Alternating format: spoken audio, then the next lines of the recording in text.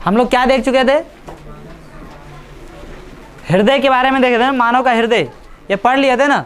उसी में और थोड़ा सा पार्ट पढ़ना है, एक दो चीज है जो कि हम लोगों को क्या करना है, पढ़ना है। क्या है जरा देखिए, नलिकाएं रुधिर वाहिकाएं। क्या है? नलिकाएं रुधिर वाहिका, माने नलिकाएं रुधिर वाहिकाएं। रुधिर वाहिकाएं मतलब क्या, कि जो ब्लड को पहुंचाता है, पहुंचाने वाला, वाहक मतलब पहुंचाने वाला। तो उसमें एक वाहक नहीं, बहुत सारा वाहक की बात हो रहा है, तो वाहिकाएं हो जाए। ठीक है। धमनी वे रुधिर वाहिकाएं हैं, है ना। धमनी कल मैं बता चुका था वैसे भी, है ना। शुद्ध, ऐसे याद रखना, शुद्ध, शुद्ध मैंने सु से क्या हो गया शुद्ध, और ध से क्या हो गया धमनी।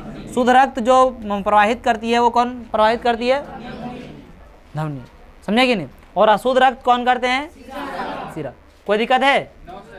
तो देखिए, धमनी वे रुधिर वाहिकाएं हैं जो रुधिर को हृदय से शरीर के विभिन्न अंगों तक ले जाती है ना। रुधिर को हृदय से शरीर के विभिन्न अंगों तक क्या करती है? लेकर जाती है। कौन?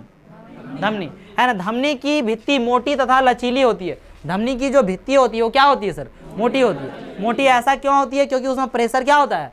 ज़्यादा होता है, दाब ज़्यादा होता है। क्योंकि रुधिर हृदय से उच्च दाब से निकलता है। हृदय से क्या होता है? उच्च दाब से। तो उसकी भित्ति जो होती है वो क्या होती है? मोटी होती है ना। सिराएं विभिन्न रुधिर में दाब विभिन्न अंगों से रुधिर एकत्र करके वापस हृदय में लाती है। और सिराएं जो है क्या करती है? विभिन्न, तो उसी को अलग अलग जगह से लाते हैं, यानी कि उसमें क्या है? कार्बन डाइऑक्साइड है, उसी को बोला जाता है क्या? अशुद्ध रक्त। तो यही चीज बोला कि सिराएं विभिन्न अंगों से रुधिर एकत्र करके वापस हृदय में लाती है। उनमें मोटी भित्ति की आवश्यकता नहीं है, मोटी भित्ति की आवश्यकता नहीं है ना। क्योंकि रुधिर में दाब होता है, बल्कि उनमें रुधिर को एक ही दिशा में प्रवाहित करने के लिए वॉल्व होते हैं। क्या होते हैं? वॉल्व होते हैं। कि वहाँ वॉल्व लगा हुआ, वॉल्व जानते हैं ना, कल दिखाया था उसमें वॉल्व। एक बार मैंने उसमें प्रवेश कर गया तो फिर वापस नहीं बाबू, अब नहीं आओ, पर बट जाओ नहीं, in only incoming not out going, है कि नहीं? क्या है? ओनली इनकमिंग, आउट गोइंग बंद। हिंदी में क्या बोलते हैं? अच्छा ठीक है, बल्कि उनमें रुधिर को एक ही दिशा में प्रवाहित करने के लिए वाल्व होते हैं। किसी अंग या उत्तक तक पहुंचकर धमनी उत्तरोत्तर छोटी छोटी वाहिकाओं में विभाजित हो जाती है। किसी के क्या करें? किसी अंग या उत्तक तक पहुंचकर धमनी उत्तरोत्तर छोटी छोटी वाहिकाओं में क्या हो जाती है? विभाजित। जैसे मान लीजिए कि इधर देखिएगा, इधर करना से क्या होगी? मोटी होगी, है ना। इधर पहुंच लेके यहाँ से क्या होता है? पतली। देखिए यहाँ मोटी होगी। अपना हाथ उत में देखिए, लड़कियों का नहीं दिखेगा, लड़कों में, है ना। तो यहाँ से क्या होता है कि यहाँ तो हम लोग, मेरा देख लो, दिख रहा है? कोई दिक्कत है ना?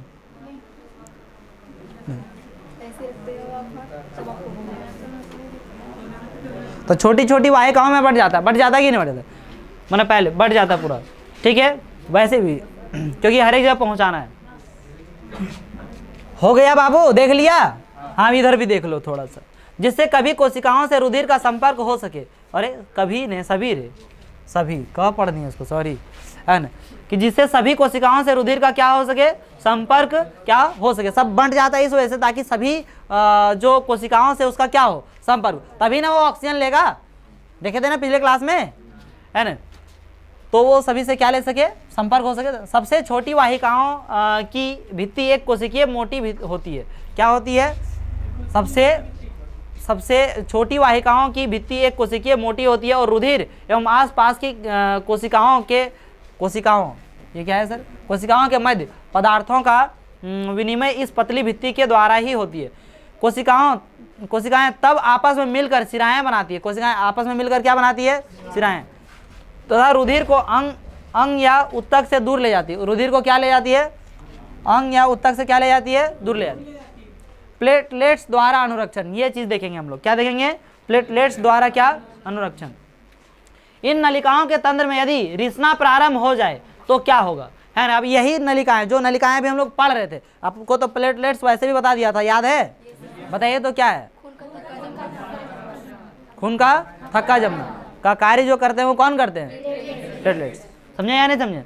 तो यहाँ पर जो बात है, यही चीज लिखा हुआ है कि यही देखिए, हम शुरुआत कर रहा है। इन नलिकाओं के तंत्र में यदि रिसना प्रारंभ हो जाए, क्या हो जाए? रिसना प्रारंभ, मतलब खून निकलना शुरू हो जाए, तब क्या होगा? तब क्या होगा? वही प्लेटलेट्स उसमें जमेगा। उसी के बारे में बताने का क्या हो रहा है यहाँ पे, प्रयास की जा रही है, ठीक है। देखिए उस स्थिति पर विचार कीजिए जब हम घायल हो जाएं और रक्त स्राव होने लगे। रक्त स्राव मैंने स्राव मीन्स होता है बहना, स्राव मीन्स क्या होता है? बहना। तो रक्त बहने लगे, तंत्र से रुधिर की हानि प्राकृतिक रूप से कम होनी चाहिए। तंत्र से रुधिर की जो हानि है, माने ब्लड की जो हानि है, वो क्या होनी चाहिए? कम से कम। तो इसी के लिए प्लेटलेट्स होता है। क्या होता है? प्लेटलेट्स, ताकि उसको क्या कर देता है? तुरंत क्या कर देता है? रोक देता है। इसके अतिरिक्त रक्तस्राव से दाब में कमी आ जाएगी, है ना। अब जैसे मान लीजिए कि देखिए यदि वो खुल जाएगा, यदि वो खुल जाएगा, क्या हो जाएगा? यदि वो कट जाता है, खुल जाना दैट मीन्स खुलना नहीं, यदि कट उठ गए तो वहाँ पे रक्तस्राव होने लगेगा। रक्तस्राव हो जाएगा तो उसका प्रेशर क्या कर देगा? कम कर देगा। प्रेशर क्या कर देगा? कम कर देगा। हर एक जगह तक नहीं पहुँच पाएगा और बाकी सब बाहर निकलते जाएंगे। यही बोला कि इसके अतिरिक्त रक्तस्राव से दाब में क्या हो जाएगी? कमी आ जाएगी, जिससे पंपिंग प्रणाली की दक्षता में कमी आ जाएगी। पंपिंग प्रणाली में क्या होगा? दक्षता में क्या हो जाएगा? कमी, है ना। आप लोग पानी चलाएं, कौन कौन सिंचाई किया है? सिंचाई किया कि नहीं? यदि फीता ज़्यादा इधर है, नीचे में फूटल है ना, फिर जिससे पाइप जिससे पानी लेके जाते हैं नीचे फूटल रहता है, तो ऊपर तक उतना ज़्यादा पहुँचता है नहीं, प्रेशर भी कम हो जाता है ना। प्रेशर कम रहता है कि नहीं? और एकदम नया चकाचक रहे तो प्रेशर उसमें क्या रहता है? ज़्यादा रहता है कि नहीं रहता है? तो वही चीज़ यहाँ पे, तो जैसे मान लिया कहीं लीक हो जाएगा, कहीं क्या हो जाएगा? लीक हो जाएगा। लीक मैंने वही कट उठ गया तो उसका दाब जो हो जाएगा, प्रेशर इंग्लिश में बोलते हैं, हिंदी में क्या कहते हैं? दाब। तो दाब क्या हो जाएगा? कम हो जाएगा। दाब क्या हो जाएगा? कम हो जाएगा। तो उससे आपका शरीर में हर एक कोशिकाओं तक जो रुधिर पहुंचाना है उसमें बाध्य हो जाएगा। क्या हो जाएगा? बाध्य, मैंने समस्या होने लगेगी। इसे रोकने के लिए रुधिर में प्लेटलेट्स कोशिकाएं होती है, और इसी चीज को रोकने के लिए, यही छिद्र को रोकने के लिए क्या होती है? रुधिर में प्लेटलेट्स होती है, जो पूरे शरीर में भ्रमण करते हैं, पूरा शरीर में घूमते रहते हैं। कहाँ रहे? कोई दिक्कत है इधर? सब कुछ ठीक ठाक है? हाँ ठीक ठाक। कटेगा कहाँ? कैसे कट गया? लगाओ तुरंत उसको, समझा कि नहीं? हम लोग डर गए कि तुरंत आराम से, ज़्यादा डर गए। कैसे नहीं? क्या हुआ? क्या मैं गिर गया? मैं गिर जाऊंगा ऐसा? अरे हमारा अपने आप पर भरोसा है, मेरा अपने आप पर, मुझ पर क्या है? मुझे भरोसा है। आप लोग का अपने आप पर भरोसा नहीं है। आप लोग जानते हैं कि हम लोग जैसा सब हैं, वैसा नहीं है, ठीक है। तो पूरे शरीर में क्या करते रहता है? भ्रमण करते रहता है, वो घूमते रहता है। क्या करते रहता है? घूमते रहता है। कोई दिक्कत नहीं है? हाँ। रक्तस्राव के स्थान पर रुधिर का थक्का बनाकर मार्ग अवरुद्ध कर देती है। यार ये क्या करती है? रक्तस्राव के स्थान पर रुधिर का थक्का बनाकर क्या कर देती है? मार्ग का अवरुद्ध कर देती है। अवरुद्ध माने रोक देती है रे।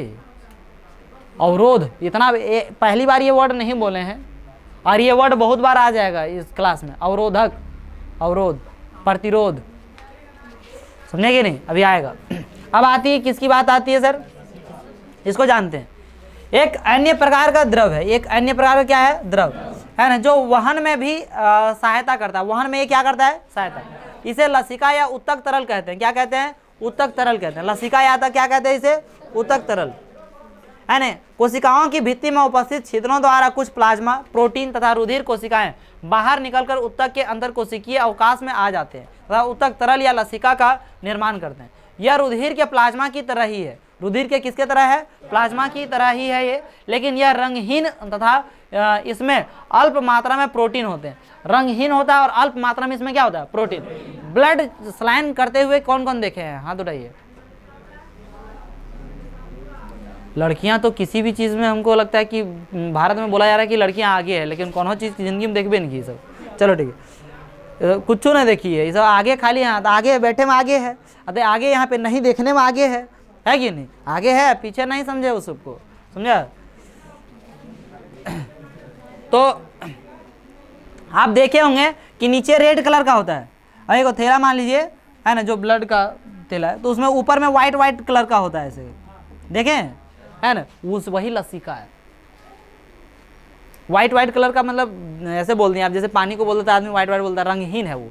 कैसा है? रंगहीन, है ना, पानी टाइप का लगेगा, वही क्या है? लसिका, समझे कि नहीं? तो वो ठीक है, जो वहन में सहायता करती है, इसे लसिका या उत्तक तरल कोशिकाओं की भित्ति, आगे कहाँ तक पढ़ चुके थे? लसिका का निर्माण करते हैं। यह रुधिर के प्लाज्मा की तरह ही है, लेकिन यह रंगहीन तथा इसमें अल्प मात्रा में प्रोटीन होते हैं। अल्प मात्रा में क्या होते हैं? प्रोटीन। लसिका अंतर कोशिकीय अवकाश से लसिका कोशिकाओं में चला जाता है, जो आपस में मिलकर बड़ी लसिका वाहिका बनाती है और अंत में बड़ी शिरा में खुलती है। बड़ी शिरा में क्या होती है? खुलती। पचा हुआ तथा क्षुद्रांत द्वारा अवशोषित वसा का वहन लसिका द्वारा होता है। किसके द्वारा होता है? लसिका। अब जैसे देखिए, जो हम लोग का पचा हुआ भोजन जो था उसको लसिका द्वारा ही पहुंचाया जाता है। कहाँ तक? कोशिकाओं तक, है ना। और इधर से कोशिका ऑक्सीजन लेके जाता है कौन? रुधिर, लाल रक्त। पचा हुआ तथा क्षुद्रांत द्वारा अवशोषित वसा का वहन लसिका द्वारा होता है ना। और अतिरिक्त तरल को बाह्य कोशिकीय अवकाश से वापस रुधिर में ले जाता है ना। बाह्य कोशिकीय अवकाश से वापस कहाँ पे ले जाता है? रुधिर में ले जाता है। और जो अतिरिक्त है फिर रुधिर में। पादप में परिवहन, अब ये मनुष्यों में था। अभी तक जो हम लोग बहस कर रहे थे या पढ़ रहे थे वो किस में पढ़ रहे थे? मनुष्य में। अभी तक अब जो हम लोग पढ़ेंगे वो किसके बारे में पढ़ेंगे?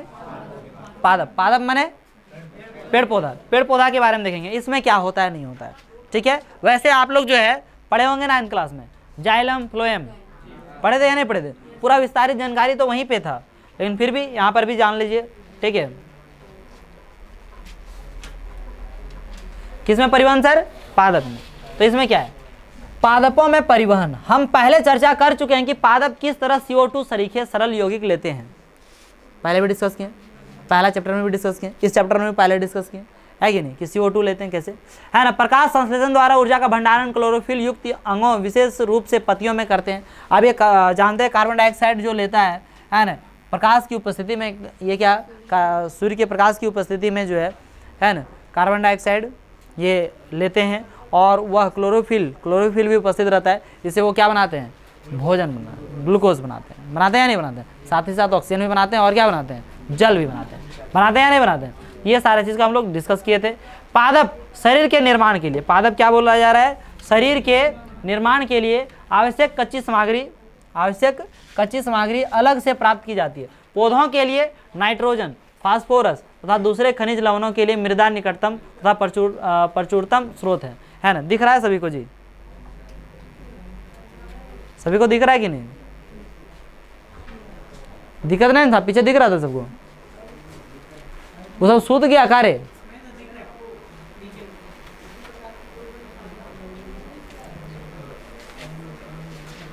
है ना। तो क्या बोला कि शरीर के निर्माण के लिए, पादप शरीर के निर्माण के लिए आवश्यक कच्ची सामग्री अलग से प्राप्त की जाती है। पौधों के लिए नाइट्रोजन, पौधों के लिए क्या? नाइट्रोजन, फास्फोरस तथा दूसरे खनिज लवणों के लिए मृदा निकटतम तथा प्रचुरतम स्रोत है। वो सबसे प्रचुर मात्रा जो वो ले सकते हैं वो कहाँ से ले सकते हैं? मृदा से लेते हैं। कहाँ से लेते हैं? मृदा से। क्या क्या लेते हैं? नाइट्रोजन, फास्फोरस और दूसरे भी खनिज लवण जो है, ये सारे चीज़ का कहाँ से लेते हैं? मृदा से लेते हैं या नहीं लेते हैं? ठीक है। इसलिए इन पदार्थों का अवशोषण जड़ों द्वारा जो मृदा के संपर्क में रहती है ना, इसका जो अवशोषण होता है वो किसके द्वारा होता है? जड़ के द्वारा होता है। क्यों? क्योंकि वही उसके संपर्क में रहता था। कहाँ से लेगा? हवा से ऐसे ब्लूटूथ से खींच लेगा का? पत्ता से ऐसा नहीं ना, ब्लूटूथ से खींच लिया है? क्या जल नहीं है? क्या नहीं है? हाँ, तो दूसरे खनिज लवण, खनिज में आ जाता है सब, समझा कि नहीं? जैसे मान लीजिए कि इधर बोलते हैं छात्र और छात्रा, तब अलग बात है, और बोल देंगे विद्यार्थी, तब सब आ गया कि नहीं आ गया? बोलेंगे छात्र लोग आज पढ़ने नहीं आया है, आप बोल देंगे आज विद्यार्थी लोग पढ़ने नहीं आया, मैंने लड़का लड़की हुए, तो सिर्फ वहाँ खनिज, वहाँ स्त्रीलिंग पुल्लिंग नहीं समझना इसका मतलब। यदि मृदा के संपर्क वाले अंगों में तथा क्लोरोफिल युक्त अंगों में दूरी बहुत कम है तो ऊर्जा व कच्ची सामग्री पादप शरीर के सभी भागों में आसानी से विस्तृत हो सकती है। माने जैसे देखिए, यदि इसका अंग क्या होता है? कम होता है, कि माने यहाँ जड़ से ले रहा है जो खनिज और पत्ता में जो क्लोरोफिल मिल रहा है, इसके दूरी जो है क्या है? बहुत कम है, तब ये विस्तृत बहुत आसानी से हो सकता है। यदि पादप शरीर की अभिकल्पना में परिवर्तन के कारण ये दूरियां बढ़ जाती है, माने मान लीजिए बहुत सारे बड़े बड़े पेड़ होते कि नहीं होते, ये क्या दूरियां क्या हो जाती है? बढ़ जाती है। तो पत्तियों में कच्ची सामग्री तथा जड़ों में ऊर्जा उपलब्ध कराने के लिए विसरण प्रक्रम पर्याप्त नहीं होगा, है ना, बहुत ज़्यादा पर्याप्त नहीं हो पाएगा उतना दूर तक पहुंचाने के लिए, है कि नहीं। ऐसी परिस्थिति में परिवहन की एक सुदृढ़ प्रणाली आवश्यक हो जाती है ना। ऐसे परिस्थिति में क्या होनी चाहिए? उसके लिए परिवहन का एक सुदृढ़, बहुत बेहतरीन तरीके से क्या होना चाहिए? प्रणाली होनी चाहिए, सिस्टम होनी चाहिए। ठीक है। विभिन्न शरीर अभिकल्पना के लिए ऊर्जा की आवश्यकता आवश्यकता भिन्न होती है। अलग अलग शरीर के लिए जो है अभिकल्पना के लिए ऊर्जा की आवश्यकता जो होती है वो क्या होती है, अलग होती है। पादप प्रचलन नहीं करते हैं, पादप प्रचलन नहीं करते, मैंने वैसा नहीं ना सब कुछ अपने से ले ले, ऐसा नहीं करते हैं। और पादप शरीर का एक बड़ा अनुपात अनेक ऊतकों में मृत कोशिकाओं का होता है, और बहुत सारा ऐसा होता है कि उसमें कोशिकाएं जो होती है मृत होती है। आप लोग जो ऊतक चैप्टर पढ़े होंगे तो आप लोग उसमें देखे होंगे ऊपर की जो कोशिकाएं होती है वो क्या हो जाती है, मृत हो जाती है।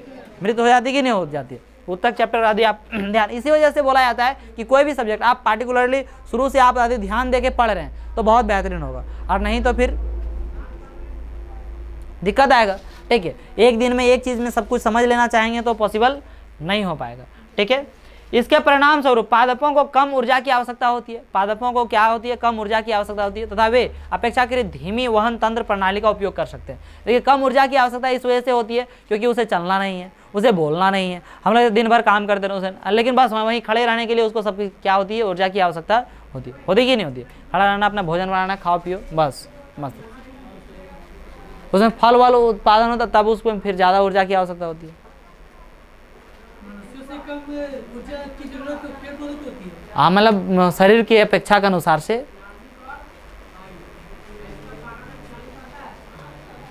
शरीर जिस अनुसार से उसकी अपेक्षा, उसकी तुलना में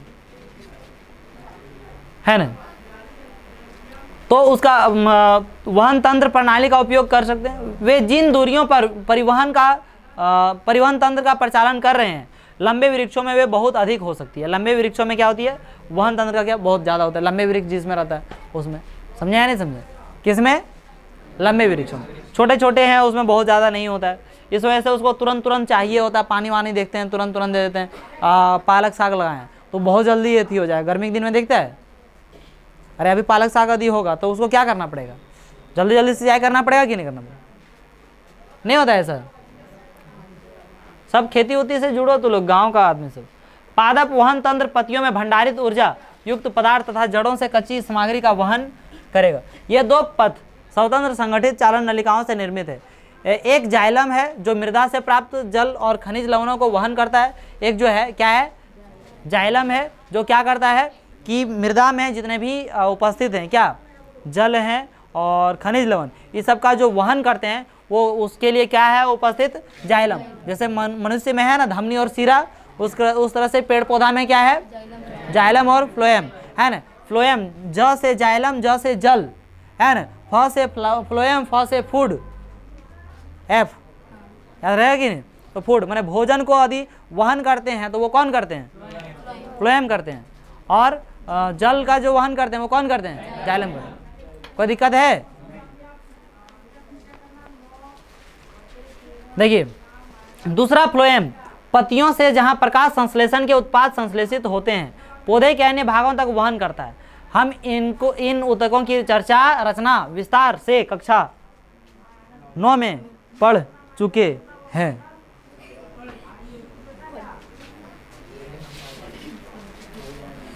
अब यहां पे देखते हैं जल का परिवहन। किसका परिवहन बाबूआ? जाइलम ऊतक में जड़ों, तनों और पत्तियों की वाहिकाएं तथा वाहिकाएं आपस में जुड़कर जल संवहन वाहिकाओं का एक सतत जाल बनाती है। ये सबका जितना भी वाहिकाएं हैं, जड़ का है, पत्ती का है, पत्ती का नहीं है ना, पत्ती का है, तनों का है, ये सारे चीज़ का जुड़ जाता है तो क्या हो जाता है सर, जुड़ के और जल संवहन का वाहिका बनाते हैं, है ना। जो पादप के सभी भागों से संबंध होता है ना। जड़ों की कोशिकाएं मृदा के संपर्क में है। जड़ों की कोशिकाएं कैसे सर, मृदा के संपर्क में, तथा वे सक्रिय रूप से आयन प्राप्त करती है। यह जड़ और मृदा के मध्य आयन सांद्रण में एक अंतर उत्पन्न करता है। इस अंतर को समाप्त करने के लिए मृदा से जल जड़ में प्रवेश कर सक जाता है।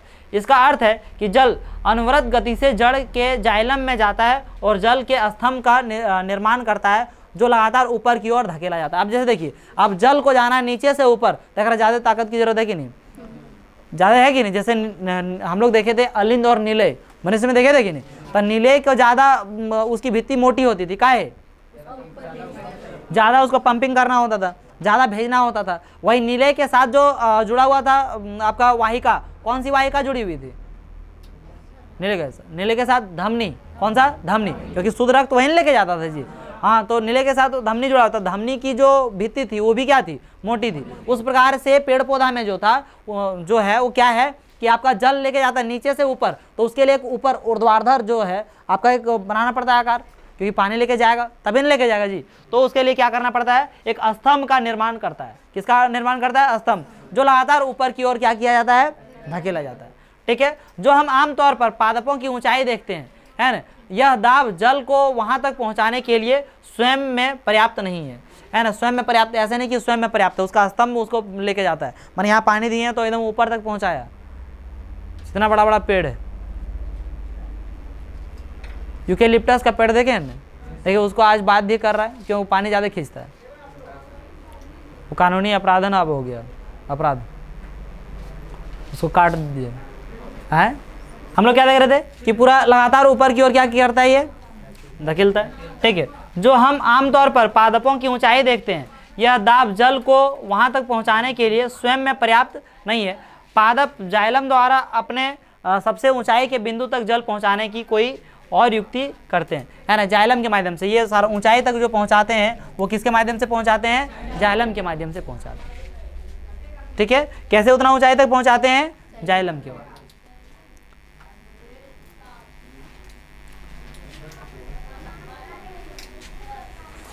देखिए, यह मानकर कि पादप को पर्याप्त जलापूर्ति है, जिस जल की रंध्र के द्वारा हानि हुई है उसका प्रतिस्थापन पत्तियों में जाइलम वाहिकाओं द्वारा हो जाता है। जैसे मान लीजिए कि देखिए, जो पत्तियों में जो है क्या होता है, जलवाष्प इस तरह से बाहर निकल रहा है कि नहीं निकल रहा है, जलवाष्प हो रहा है ना पत्तियों में, क्योंकि रंध्र होता है कि नहीं होता है। अब उन रंध्रों से पानी क्या होते रहता है, बाहर निकलते रहता है। तो बाहर निकलते रहता है तो इसके कारण उसका जो क्षति का जो पूर्ति है वो कहाँ से होता है, जड़ के माध्यम से। किसके माध्यम से होता है, जड़ के माध्यम से जाइलम जो है, जाइलम से वो क्या होता है, वहाँ पत्तियों तक वहाँ पानी पहुँचाया जाता है। ठीक है, इस वजह से आप देखते होंगे कि दिन में यदि मान लीजिए मुरझा गया कोई पत्ता, तो शाम होते होते धीरे धीरे वो क्या हो जाता है, वापस ठीक हो जाता है ना, बहुत ज़्यादा मात्रा में वो वाष्पीकरण होने लगता है। इस वजह से देखिए, वास्तव में कोशिका से जल के अणुओं का वाष्पन एक चूसन उत्पन्न करता है, जो जल को जड़ों में उपस्थित जाइलम कोशिकाओं द्वारा खींचता है। पादप के वायवीय भागों द्वारा वाष्प के रूप में जल की हानि वाष्पोत्सर्जन कहलाती है। क्या बताया जा रहा है कि पादप के वायवीय भागों द्वारा वाष्प के रूप में जल की हानि क्या कहलाती है, वाष्पोत्सर्जन, है ना। जल का जो हानि होता है उसको क्या कहा जाता है, वाष्पोत्सर्जन। इसको पहले भी डेफिनेशन देखा होगा, सिंपल सी बात, पानी का जल का जो वाष्प में बदलता है उसी को क्या कहा जाता है। अतः वाष्पोत्सर्जन जल के अवशोषण एवं जड़ से पत्तियों तक जल तथा उसमें विलय खनिज लवणों के ऊपरी मुखी गति में सहायक है। यह ताप के नियमन में भी सहायक है। ताप के नियमन में भी क्या है, सहायक। जल के वहन में मूल दाब रात्रि के समय विशेष रूप से प्रभावी है। जल के वहन में मूल दाब रात्रि के समय में क्या है, प्रभावी। रात्रि के समय ज़्यादा होता है, ऐसा क्यों बताया अभी जस्ट, है ना, क्योंकि देखिए रात्रि के समय वाष्पीकरण नहीं होता है ज़्यादा, वाष्पीकरण नहीं होता तो क्या होता है, जड़ से ज़्यादा मैंने पानी जाता है वो रह ले रहता है, वाष्पीकरण नहीं होता है, मैंने ज़्यादा नहीं जाता है, जाता उतने ही, लेकिन उसके क्या वाष्पीकरण नहीं होता है, वहाँ जाके उपस्थित हो जाता है, जिसके कारण से सब कुछ क्या होता है, फिर से नॉर्मल हो जाता है, सामान्य जैसे रहना चाहिए वैसे होने। दिन में जब रंध्र खुले हैं, वाष्पोत्सर्जन कर्षण जाइलम में जल की गति के लिए मुख्य प्रेरक बल होता है। मतलब उसमें क्या होता है, बहुत ज़्यादा तेज़ी से होने लगता है जब क्या होता है, दिन के समय में धूप के कारण। अब देखिए भोजन तथा दूसरे पदार्थों का स्थानांतरण, तो अभी हम लोग जल के बारे में देख रहे थे, वो जो जाइलम कर रहा था। अब ये भोजन वगैरह का जो है ये किसके द्वारा होता है, फ्लोएम के द्वारा, जो कि अभी आगे हम लोग पढ़ने वाले हैं। ठीक है, कहाँ पे आगे, ये क्या है,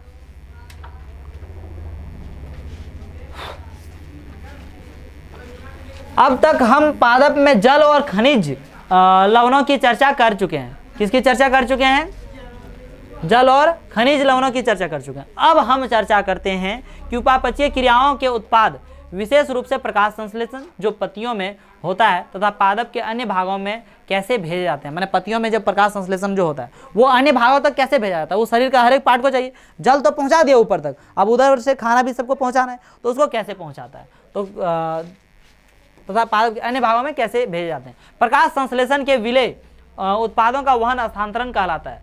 मैंने उसका प्रकाश संश्लेषण के विलय उत्पादों का वहन, मैंने उसका आना ही क्या कहलाता है? स्थानांतरण कहलाता है। क्या कहलाता है? स्थानांतरण कहलाता है ना। और यह संवहन ऊतक के फ्लोएम नामक भाग द्वारा होता है। ये संवहन माने भेजे जाने वाले ऊतक के कौन से नाम से होता है? फ्लोएम नामक भाग द्वारा होता है। प्रकाश संश्लेषण के उत्पादों के अलावा फ्लोएम बोल रहा है क्या? प्रकाश संश्लेषण के उत्पादों के अलावा फ्लोएम अमीनो अम्ल तथा अन्य पदार्थों का परिवहन भी करता है। फ्लोएम क्या करता है? ये प्रकाश संश्लेषण का वहन के अलावा वो अमीनो अम्ल, कौन सा? अमीनो अम्ल और क्या अन्य पदार्थों का भी क्या करता है? वहन करता है, परिवहन करता है। कौन? फ्लोएम। कौन? फ्लोएम।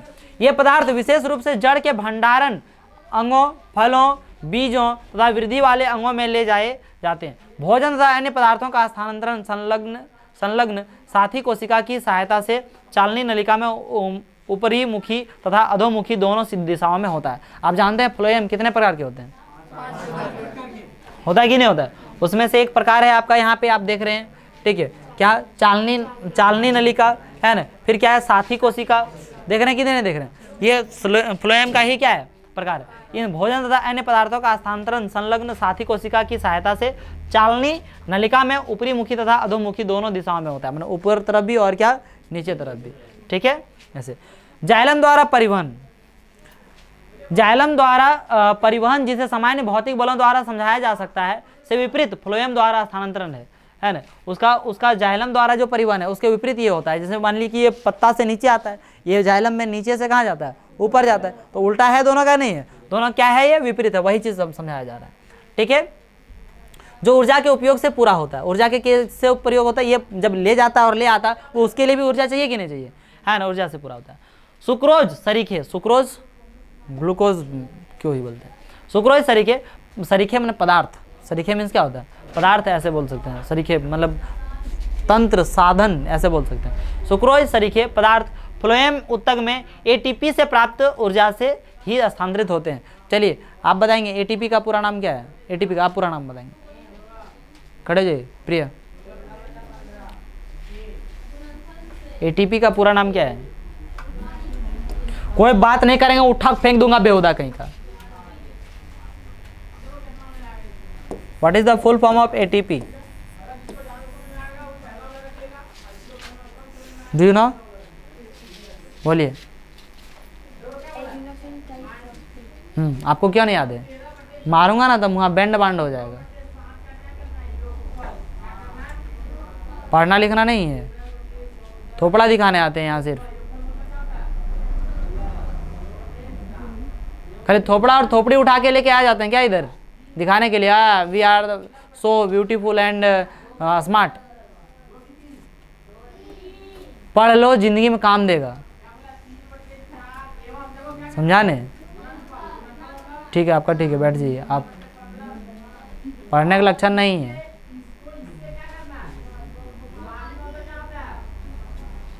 कुछ करना धरना है नहीं, बैठिए।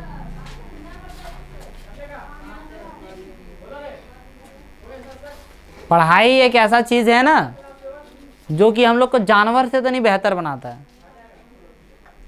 यदि ढंग से पढ़ें तब, पढ़ने में गलत भी पढ़ सकते हैं तो जानवर से भी बदतर बना सकता है ना। तो उसे बढ़िया बनाता है तो जानवर का शुरुए से सिखाया गया। हम लोग को बोलने के लिए सिखा रही, माँ सिखा रही है तो पढ़ा रही है ना माँ जी, तब बोलने सीखें। नहीं तो हरंगे छगरियन पटरुयन भैबाल वरंगेन फेंपाता है कर वसनन करबे करता है। क्या करता है? और तुरंत चिल्लावे लगा है। हंसीने लग रहा है कि बोल रहे हैं? हाँ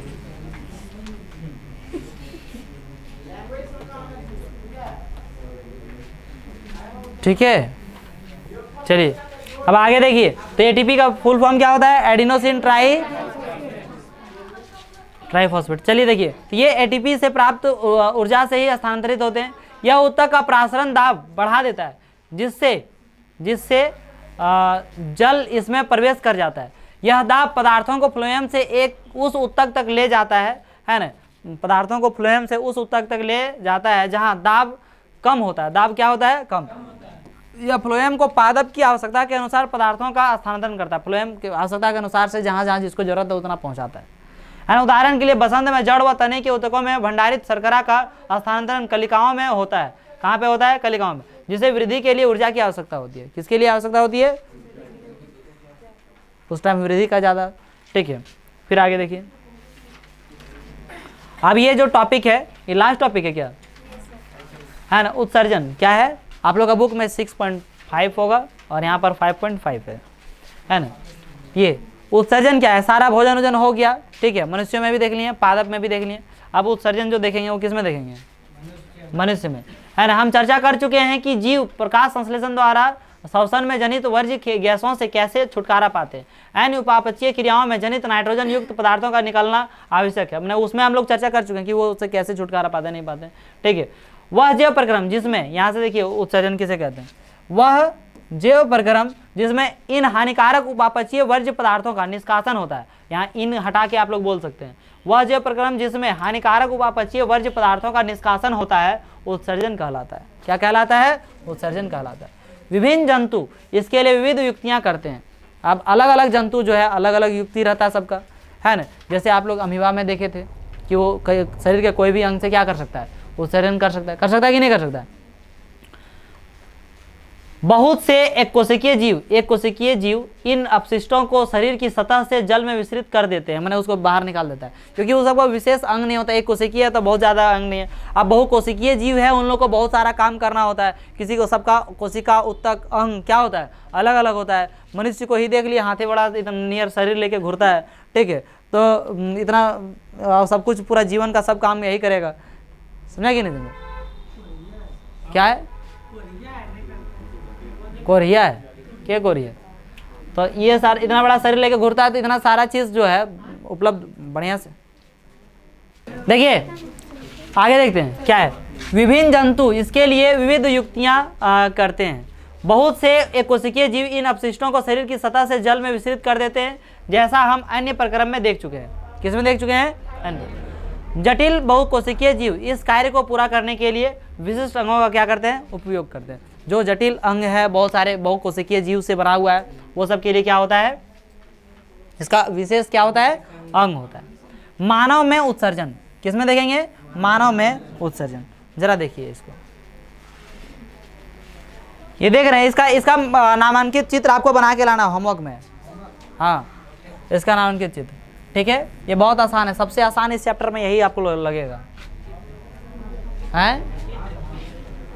हाँ, ये चित्र, ठीक है। देखिए यहाँ पे हर एक चीज को, ये बाईं वृक्क, ये क्या? बाईं वृक्क, ये क्या हो गया? दाईं वृक्क, है ना।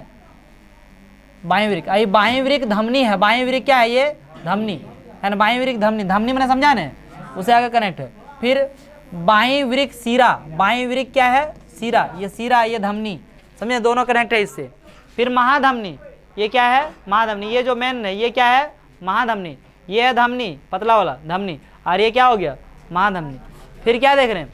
मूत्रवाहिनी, ये जो है वृक्क से ये जुड़ा हुआ है, ये क्या है? मूत्रवाहिनी, है ना। यूरेटर बोलते हैं इसको, नहीं, यूरेटर बोलते हैं ना जी, ठीक है। फिर क्या है? महासीरा, ये देखिए महाधमनी है। महाधमनी मैंने इससे मेन सब हर एक जगह से बटोर लिया और खून लाके यहाँ पे दे दिया, और यहाँ से हर एक जगह खून बटोर लिया, और सीरा से वापस कहाँ? सीरा से लेके जाता है, धमनी से सीरा से लेके जाता है, और धमनी से लेकर क्या आता है, ठीक है। तो उसके बाद देखिए फिर क्या? महासीरा देख लिया, महासीरा ये है, ठीक है। मूत्राशय, क्या? मूत्राशय, जैसे पेशाब जो है वो क्या होता है? धीरे धीरे रिस के, और यहाँ पे क्या रहता है? भंडारित रहता है, या जब ये भर गया तब होता है टॉयलेट लगता है, दौड़ लो रे सर 1 नंबर। उसके बाद ये मूत्र मार्ग, ठीक। तब पाचन तंत्र इसको साइड से दिखाया गया ना, पाचन तंत्र उसको अलग से पढ़ान रहे इसको। तो आज सिस्टम में खाली एक को खाली रहना ना, ऊपरे परत, अरे इतना बड़ा इतना चौड़ा बनाया है, ककरो तो नहीं ज्यादा रहता है ना, देखता है इतना बड़ा मोटा भाई सब छोड़ दो सबको, छोड़ दो, ज्यादा मत, बच्चा है अभी, रोने लगेगा। ध्यान दो ओए, तो इसमें वृक्क क्या गो वृक्क देखा रे, माने अगर एक जोड़ी कहेंगे कि नहीं कहेंगे? मूत्राशय क्या गो है? एगो। मूत्र मार्ग, समझे? मूत्र मार्ग 2 गो अरे छोटा आराम से बर्दाश्त करो। मूत्र मार्ग दूगो क्या खराब। चलो ठीक है। एक डुप्लीकेट, अरे छोटा। चलो ज़्यादा नहीं, बहुत ज़्यादा कर देता है तू लोग, बहुत ऊपर उड़ने लगता है इतना छोटा बुतरों में तू लोग। मानव में उत्सर्जन, मानव के उत्सर्जन तंत्र में एक जोड़ा वृक्क, एक मूत्रवाहिनी, एक क्या होता है मूत्रवाहिनी, एक मूत्राशय तथा एक मूत्र मार्ग होता है। समझे कि नहीं? दूगो नहीं। आप बर्दाश्त करो ना। अरे हो गया। वृक्क उदर में रीढ़ की हड्डी के दोनों ओर स्थित होते हैं। रीढ़ की हड्डी है ना ये, अगर दोनों ओर स्थित होता है इधर। समझा क्या नहीं समझा? इधर दोनों सिस्टम। हाँ देख लो देख लो, खोल के नहीं दिखा रहे हैं किरा के बटन इधर। सर ये किडनियाँ देखो रे, दिख रहा है? हाँ हमरे वाला वहाँ छाप दे ले वहाँ। हाँ वृक्क को इंग्लिश में किडनी कहते हैं। इसी को क्या कहते हैं? किडनी। और गांव में कहते हैं किडनिक। क्या कहते हैं? किडनिकवा है ना, किडनिकिया। किडनिकिया नहीं, किडनिकिया हमारे मम्मी सब दादी सब जो है वो सब बोलती है किडनिकिया खराब हो गए अगर ना। किडनिकिया हम फर्स्ट तो हम तो पहले जानबूझ करते थे, तब जब पढ़े तब पता चला वो अच्छा किडनी है ये, है ना। उससे पहले हम भी बोलते थे किडनी खराब हो गया। किडनिया भी बोलता है। किडनिया तो वो तो खैर सब चीज़, बुक का बुकवा कर दिया, किडनी का किडनिया कर दिया, हॉस्पिटल का हॉस्पिटला कर दिया। समझे कि नहीं? गांव में तो खैर वाह नाम में भी वाह लगा दिया। दिनेश नाम है दिनेशवा कर दिया, है ना। अमन का यमन, आई अमन का यमन कैसे हो गया? अच्छा चलो आराम से, ऊपर क्लास चलो ठीक है, हल्ला ज़्यादा नहीं करेगा। यमन किया यही चुनूंगा ने। राधे श्याम किया है, तुम्हें किया है, यही किया यमन। 8 को बोलते याठ, छोड़ो। रीढ़ के हड्डी के दोनों ओर स्थित होते हैं, हल्ला नहीं करेगा। वृक्क में मूत्र बनने के बाद मूत्रवाहिनी में होता हुआ मूत्राशय में आ जाता है तथा यहाँ तब तक एकत्र रहता है जब तक मूत्र मार्ग से यह निकल नहीं जाता है। मूत्र किस प्रकार तैयार होता है ये चीज जानना है। मूत्र कैसे तैयार होता है? मूत्र बनने का उद्देश्य रुधिर में से वर्ज्य पदार्थों को छानकर बाहर करना है ना। मूत्र बनने का जो उद्देश्य है वो क्या है? वर्ज्य पदार्थ को छानकर और क्या करना? बाहर कर देना। ठीक है। अब वर्ज्य पदार्थ को छानना बढ़िया से होता है। अब खाना तुम खाया और पानी बढ़िया से पीबन किया तो जो खराब पदार्थ है उसको छानेगा कैसे रे? इस वजह से पानी भी पीना जरूरी है ना। अब स्कूल में जो है ना, जैसे ड्रिंक ब्रेक होता है। क्या होता है? Drink break. ड्रिंक ब्रेक में नहीं रहने के दारू पिए लगा वहां बैठ के, है ना। ड्रिंक मैंने पानी पीना है।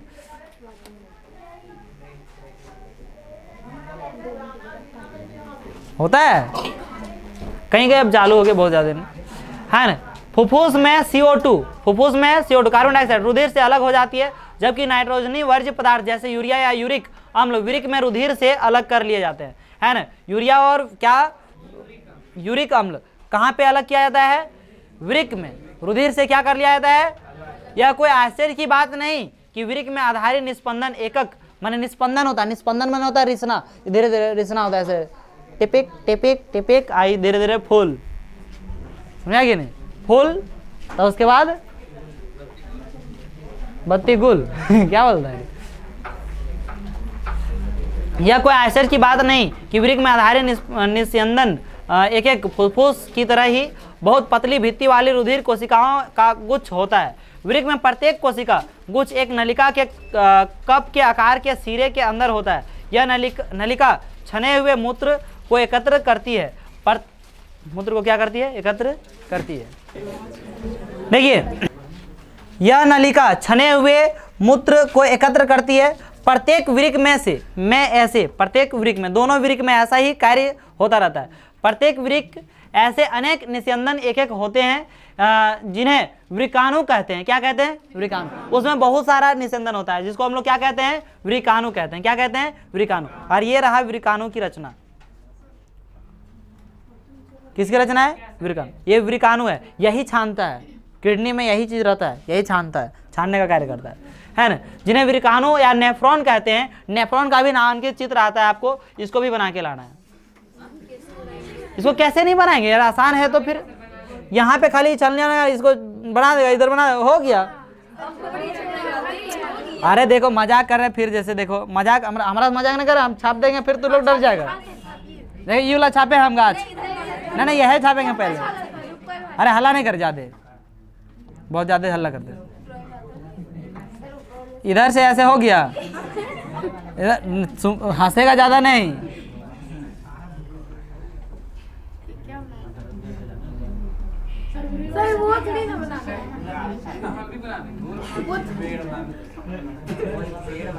तो वही तो बनाना था, पेड़ बनाने था, हम पेड़ बना, यही तो बनाना था।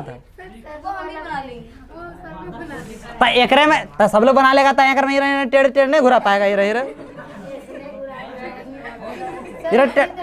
टेढ़ नहीं घुरा पाएगा, यही टेढ़ घुराना है। तो यहाँ ये बन गया सर, देखो यहाँ ए विनोद हला नहीं करेगा, इसको ऐसे करके ऐसे ऐसे घुमा दिया, ऐसे करके, ठीक है, ऐसे ऐसे ऐसे ऐसे कर देना। यहाँ पे तू को छकनी लगा देना, फिर हंसता क्या रे। तो देखो यहाँ तो ऐसे बन जाएगा। फिर एक बार की इधर से, अब तो ये ना लिया, फिर से यहाँ से जोड़ो इसको, ऐसे करके तैयार, कंप्लीट।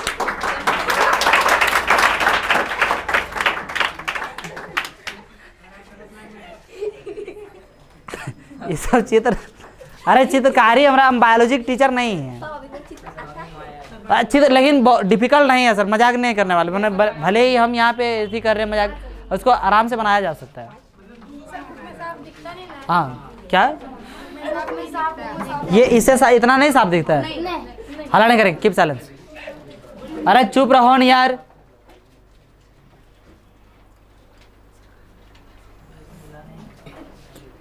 लात का भूत बात से नहीं मानता।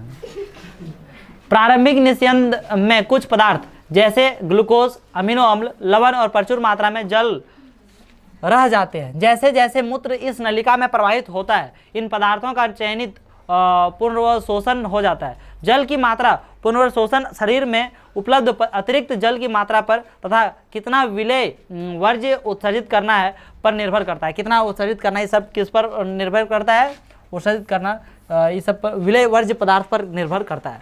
प्रत्येक वृक्क में बनने वाला मूत्र एक लंबी नलिका मूत्रवाहिनी में प्रवेश करता है, जो वृक्क को मूत्राशय से जोड़ती है। मूत्राशय में मूत्र भंडारित रहता है तथा तब जब तक कि फैले हुए मूत्राशय का दाब मूत्र मार्ग द्वारा उसे बाहर न कर दे।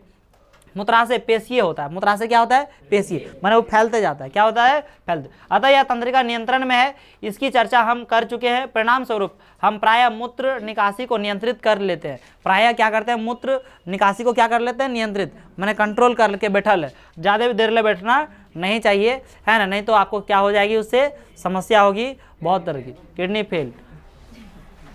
अरे कौन सी है? लास्ट टॉपिक है ना, पादप में उत्सर्जन। पादप उत्सर्जन के लिए जंतुओं से बिल्कुल भिन्न युक्तियां प्रयुक्त करते हैं। प्रकाश संश्लेषण में जनित ऑक्सीजन भी अपशिष्ट उत्पाद कही जा सकती है। हम पहले चर्चा कर चुके हैं कि पौधे ऑक्सीजन तथा कार्बन डाइऑक्साइड के साथ कैसा व्यवहार करते हैं। वे अतिरिक्त जल से वाष्पोत्सर्जन द्वारा छुटकारा पा सकते हैं। इसको तो पढ़ लिए, इसको इस चीज़ को पढ़ लिए। यहाँ फिर अलग टॉपिक दे दिया, भले ही इसमें पढ़ नहीं है रे। जैसे देखो पादप जो है वाष्पोत्सर्जन द्वारा जल को क्या कर देता है, हो गया। फिर क्या होता है, पत्तियां जो है ऑक्सीजन को क्या करते हैं, छोड़ देते हैं, करते कि नहीं करते हैं। तो वैसे ही यहाँ पे वे अतिरिक्त जल से वाष्पोत्सर्जन द्वारा छुटकारा पा सकते हैं। पादपों में बहुत से उत्तक, जैसे हम लोग में अतिरिक्त जल रहता है तो पसीना द्वारा निकल गया, है ना, आपका उत्सर्जन हो गया, पेशाब के माध्यम से निकल गया, ठीक है, तो उसका क्या होता है, वाष्पोत्सर्जन हो जाता है, ठीक है। और ये उसके बाद पादपों में बहुत से उत्तक मृत कोशिका के बने होते हैं और वे अपने कुछ भागों जैसे पत्तियों का क्षय भी कर सकते हैं। बहुत से पादप अपशिष्ट उत्पाद कोशिकीय रिक्तिका में संचित रहते हैं। पौधों से गिरने वाली पत्तियों में भी अपशिष्ट उत्पाद संचित रहते हैं। अन्य अपशिष्ट उत्पाद रेजिन तथा गोंद के रूप में विशेष रूप से पुराने जाइलम में संचित रहते हैं, है ना। जो अपशिष्ट पदार्थ है वो जाइलम में संचित हो जाता है, और संचित हो जाता है उसका नाम है रेजिन और क्या, गोंद। रेजिन और क्या, गोंद के रूप में संचित रहता है। किसमें? जाइलम में। तो जो रेजिन और गोंद क्या है, एक आपका अपशिष्ट पदार्थ है। किसका? पेड़ पौधों का, जाइलम का। जाइलम में ये उपस्थित रहता है।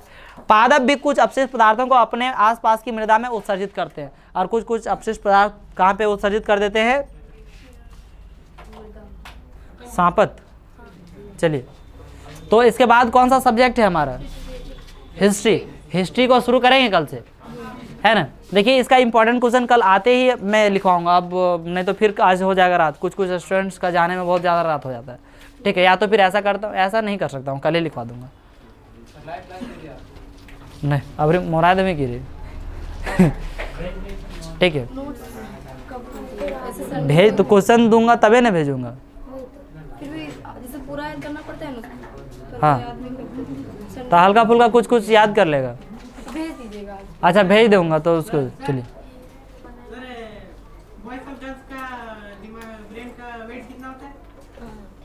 1450 ग्राम और 1350 ग्राम। भैया जीत गई। कोई दिक्कत नहीं है। चलिए, हमने वही अप्रॉक्स में होता है। नहीं मतलब भैया कहना था 1450 ग्राम।